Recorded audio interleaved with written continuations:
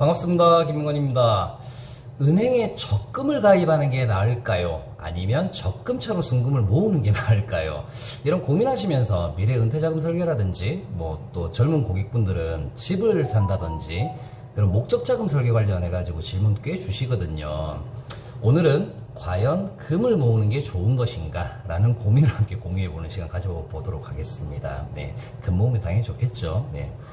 순금 24K를 모르시는 분은 아마 없을 거라고 생각을 해요, 제가. 금은 일단 기본적으로 가지고 있는 기능이 너무 많습니다. 네.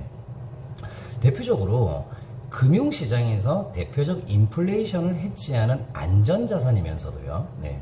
그리고 불을 이렇게 상징하는 대표 장신구이기도 하고요. 그리고 또 반도체 소재, 반도체 기판 같은 거 있죠. 그런 산업용 소재. 그래서 그 나라가 어디든 간에 또 누가 사용을 하든 간에 일단 금은 가치를 잃어버리지 않는 꿈의 소재다. 소재로서의 기능 이야기 해보면 일단 열 전도율이 굉장히 뛰어나다. 그리고 연성도 뛰어나고 녹이 쓸지 않으면서 몇몇 화학물질 몇 가지만 제외하면요, 기타 다른 화학물질 같은 경우에는 아예 반응도 안 해요. 그래서 인체에 무해하죠. 그래서 변치 않고 이러다 보니까 우리 치금 같은 것도 이렇게 만들잖아요, 그죠? 허준의 허준 선생님 있잖아요. 그 동의보감 보시면 금을 먹으면 몸 안의 염증도 치료하고 예방하는 향균 작용을 한다라고도 적혀 있습니다. 이게 연성이 이제 늘어나는 성질인데 이 연성이 얼마나 좋냐면 그 순금 3돈 정도면 일단 웬만한 이제 소형차 한 대 정도는 이제 도색을 한다.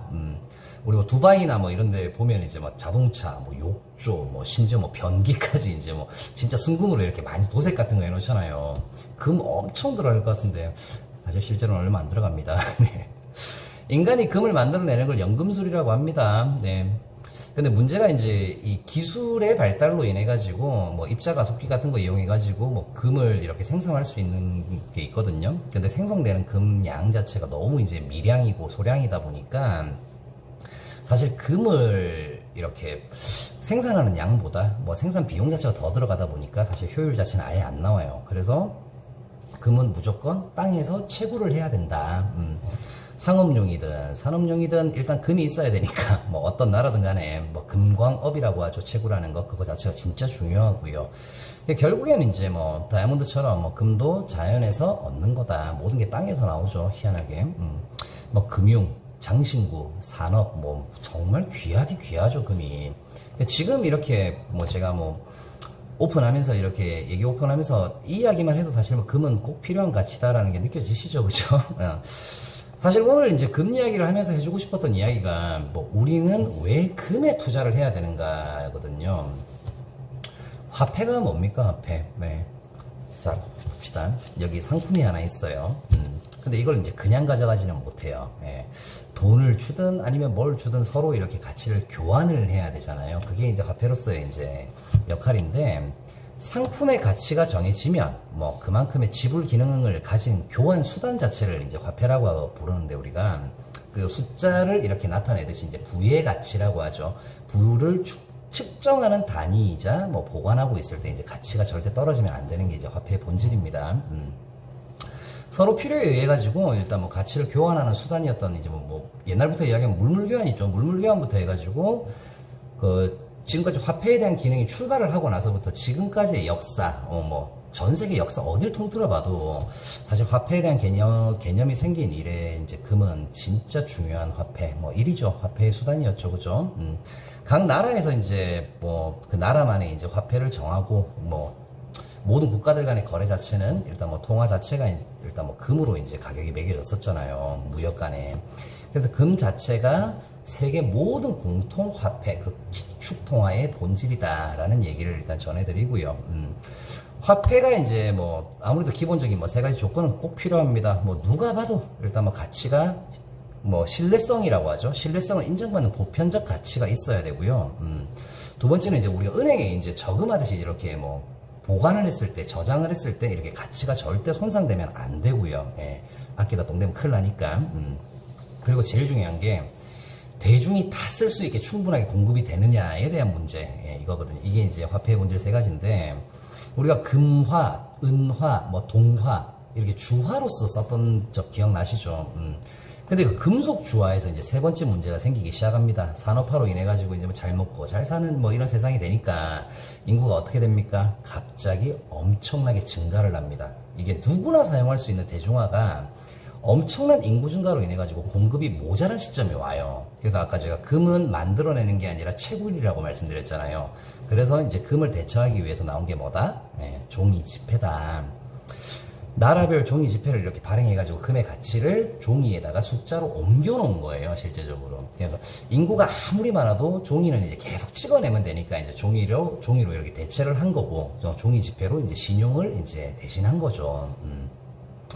화폐 발행 기간 자체가, 화폐 발행 기간이죠. 돈 찍어내는 곳이. 일정 가격으로 금 매입하고 매각에 대한 의무를 가지면서 금에 대한 신뢰도를 지폐의 숫자로 표기하고 금과 돈은 같은 거다라고 했던 화폐의 개념이 생겼는데 그게 이제 근본위 제도라고 합니다. 그 근본위 제도. 우리가 종이 지폐를 가지고 가면 금으로 이렇게 바꿔주죠. 뭐 시세 계산해가지고 돈의 액수만큼 금으로 이렇게 바꿔주는 거. 이게 이제 근본위 제도의 핵심입니다. 원래 본질이고. 대부분의 이제 화폐의 개념을 가지고 있는 화폐의 개념을 갖고 있는 나라라면 대부분 근본위 제도를 따라가고요. 국제 근본위 제도라는 것도 있었어요. 예. 근데 이제 우리가 보면 올림픽이라고 하면 이제 뭐 금메달, 은메달, 동메달, 금메달이 1이잖아요. 요거 생각하시면 금이 얼마나 이제 신뢰성 있는 화폐로서의 가장 높은 위치에 있는지 이제 감이 오시죠, 그죠? 아까 제가 근본위 제도로 이제 화폐를 발행한 기관이 금을 이제 이렇게 매입을 하고 매각을 하는 이제 의무를 지닌다고 했었잖아요. 근데 문제는 이제 전쟁이 일어납니다. 네. 1차 세계대전이라는 전쟁이 일어나요. 네.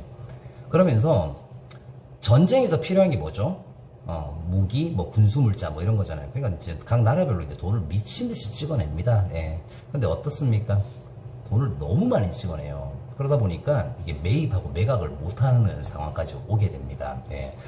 영국이 이제 무역에 대한 이제 대장을 할 때 국제 무역의 이제 한 60%인가 뭐 60% 이상이죠. 예, 이걸 계속 이제 파운드로 이제 결제를 해가지고 금의 양만큼 이렇게 교환을 해주는 걸 대처하다가 이제 1차 세계대전 이후인가 그때 영국이 돈을 너무 많이 찍어내요. 그래서 이제 이렇게 파운드를 이렇게 가지고 오면 금으로 이렇게 바꿔줄 수 없다고 이제 포기 선언을 해버려요. 예, 그러면서 이제 근본위 제도 우리 못한다. 나 우리 포기할게. 뭐 이렇게 해버려요. 그러다 보니까 어느 순간 미국의 달러로 이제 파운드에서 미국의 달러로 이제 기축통화가 바뀌어버리죠. 지폐에 대한 이제 공통화폐가 바뀌어버리죠. 왜? 미국의 지불 능력하고 신뢰도가 이제 아무래도 이제 세계 1위다 보니까 금의 대리 지폐가 파운드가 아닌 달러가 되고 아무리 미국이라도 또 경제 성장이 매년 이렇게 올라가진 않잖아요. 그죠? 2차 세계대전 때 미국도 똑같은 짓거리를 합니다. 돈 미친 듯이 찍어냅니다. 예, 그러면서 이제 또 영국처럼 금 이제 바꿔주는 금 태환 능력이 안 돼요, 또. 그래서 닉슨 대통령이 뭐라 그럽니까?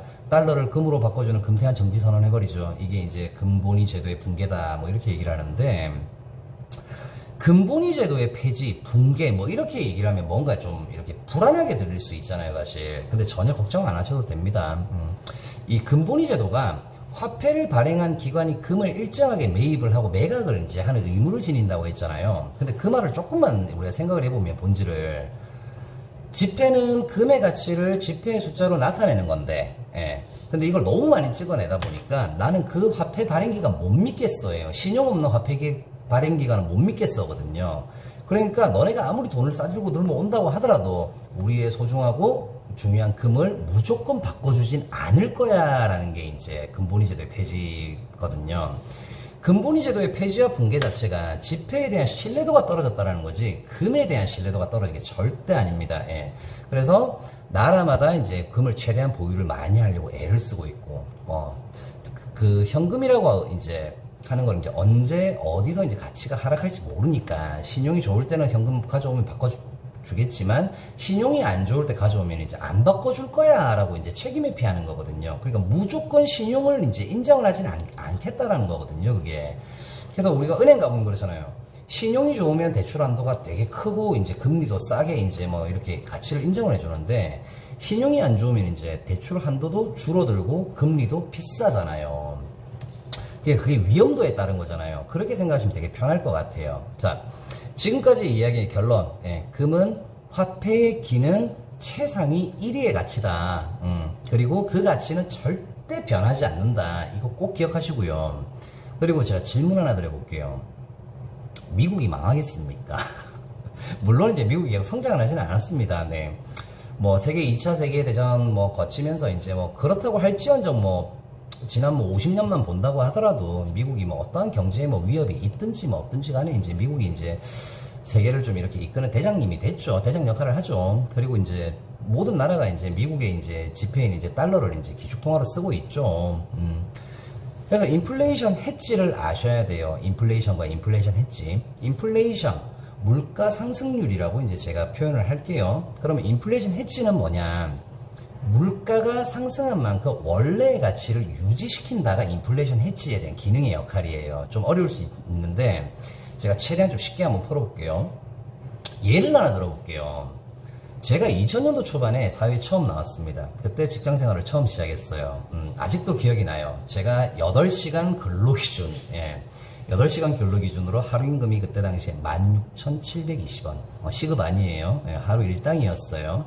기본급이 50만 1,600원인가? 뭐, 추가로 이제 연장 근로를 해야만 60에서 한 65만원 정도를 뭐 받을 수 있었던 뭐, 그때 기억이 나는데, 그때 순금한 돈이 얼마였냐면 5만원이었어요, 5만원. 왜 이걸 제가 기억을 하냐면, 첫 급여 타가지고 제가 이제 순금할지 10돈 사러 갔었거든요. 그때 세공비 포함해가지고 55만원이었어요. 순금한 돈에 5만원이었다는 이야기거든요.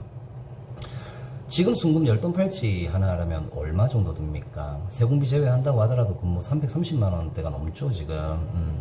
20년 동안 몇 배 올랐어요? 무려 6배 올랐습니다, 6배. 가격이 왜 올랐을까요? 어렵게 생각하지 말고 정말 간단하게 생각하시면 됩니다. 자, 이 볼펜 자체가 하나가 있을 때 1,000원이었어, 1,000원. 예를 들어서 1,000원이라고 가치를 매겨볼게요. 근데 이 볼펜이 2개가 됐어요.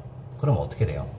이 볼펜의 가격 자체가 하나 있을 때보다 2개가 있으니까 이 가치는 절반으로 줄어들죠. 그럼 500원에 대한 가치거든요. 그러면 1,000원에 대한 가치를 그대로 인정을 받을 수 있는 방법이 딱 하나가 있잖아요. 그게 뭡니까? 그쵸. 이 볼펜 가격을 2,000원으로 올리면 돼요. 지폐를 발행하는 양이 많으면 많을수록 물가가 올라갑니다. 기본적으로. 뭐 매년 물가 상승률이 얼마다 하고 이렇게 막 얘기를 하잖아요. 뭐 최저임금이 얼마가 올랐다, 명품이 뭐 가격 상승을 얼마를 또 했다, 뭐 이러면서 늘 가격이 오르지 않습니까? 그죠? 돈을 더 찍어내는 만큼의 지폐의 숫자를, 이 숫자 자체를 올려서 가치를 유지하는 게 인플레이션 해지다. 대표적으로 뭐 부동산, 뭐 순금, 뭐 달러, 뭐 절대적 안전자산이라고 평가받고 있죠. 물론 이렇게 등락폭은 있어요. 물론 등락폭은 있지만 뭐 금융 시스템으로 인해서 뭐 안전자산에 대한 관심이 좀 줄어들고 뭐 투자자산에 대한 뭐 관심이 좀 높을 때 뭐 그때는 금의 가치가 뭐 잠시 떨어지긴 합니다. 뭐 근데 뭐 코로나 이전에 뭐 금값이 뭐 18만원, 19만원대 뭐 최근을 보면 뭐 코로나 터지고 어땠어요? 갑자기 30만원 쪽으로 뭐 점프를 해버리잖아요.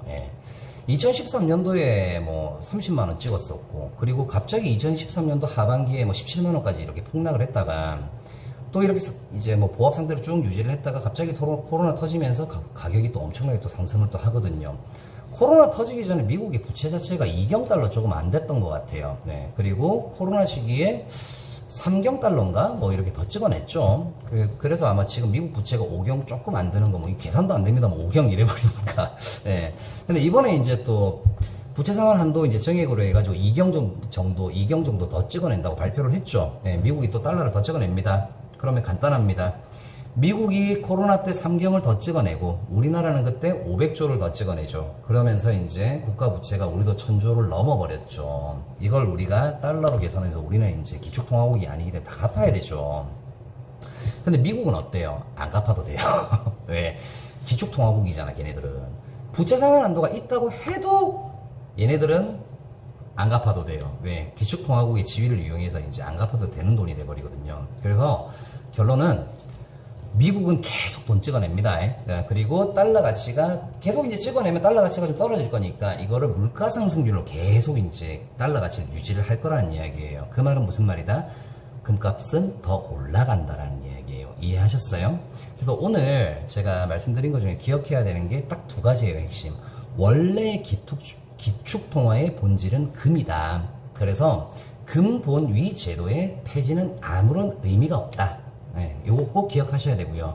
2번째는 금은 인플레이션 해지를 무조건 한다. 그래서 원래 기축통화였던 금의 가격이랑 수치가 또 올라간다. 제가 만약에 정상적인 평균 수명으로 살다가 이제 이 세상을 떠난다고 가정을 한번 해볼게요. 저는 금값 100만원 시대 금방 올 거라고 생각을 해요. 저 같은 경우는. 왜? 5만원이었던 금값이 6배가 되는데 시간이 20년 정도 걸렸거든요. 20년 정도 걸렸어요. 지금의 한 33만원 정도 되는 금값이 100만원 되는 데는 아마 한 3배수 정도가 필요하니까 이게 가격이 높으면 이제 할증되는 이제 수치도 같이 높아지잖아요. 그래서 아마 좀 빠른 시간 내에 한 10년, 15년 안에 한 100만원 정도 오지 않을까. 금의 가치 충분히 느끼셨습니까? 예. 여러분의 구독과 좋아요는 늘 힘이 됩니다. 구독과 좋아요 눌러주시고요. 알람 설정 꼭 눌러주시고요. 나는 마스터다 영상 오늘 여기까지 마무리하겠습니다. 더 좋은 정보 가지고 내일 또 보강 영상 하나 더 올릴게요. 감사합니다.